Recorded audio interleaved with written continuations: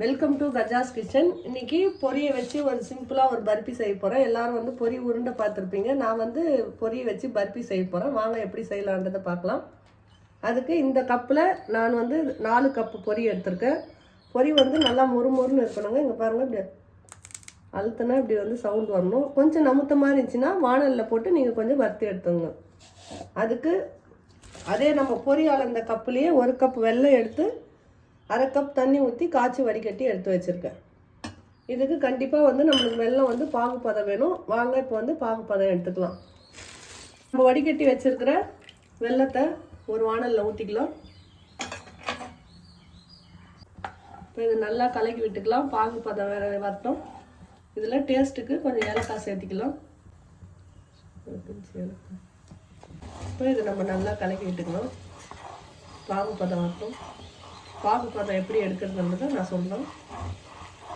வெல்லம் கொதிக்கிட்டோம். அதுக்கெல்லாம் நம்ம ஒரு ட்ரேயில் ஒரு நெய் தடவி வச்சுக்கலாம். ஏன்னா பாகுப்பதம் வந்த உடனே நம்ம வந்து பொரியை கொட்டி உடனே டக்குன்னு நம்ம வந்து இது பண்ணணும். இல்லைன்னா பதம் வந்து அடுத்த ஸ்டேஜுக்கு போயிடும்.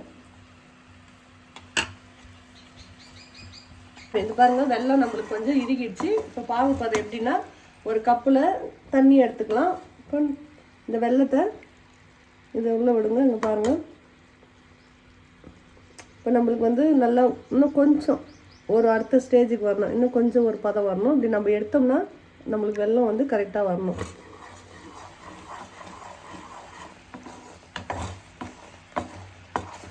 இன்னொரு முறை விட்டு பார்க்கலாம்.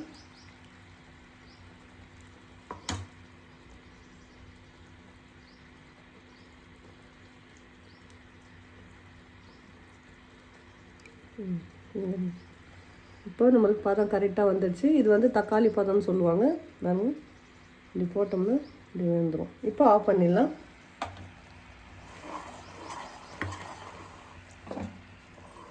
இப்போ ரெடி ஆகிடுச்சு. பொரி போட்டு மிக்ஸ் பண்ணிக்கலாம்.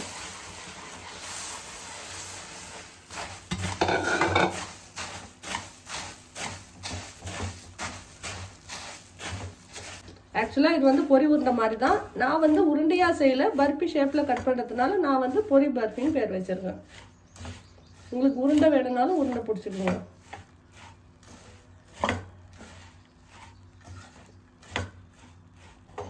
நல்லா கலந்து விட்டுட்டோம். இப்போ டக்குன்னு இது ஒரு ட்ரேக்கு மாற்றி கட் பண்ணிக்கலாம்.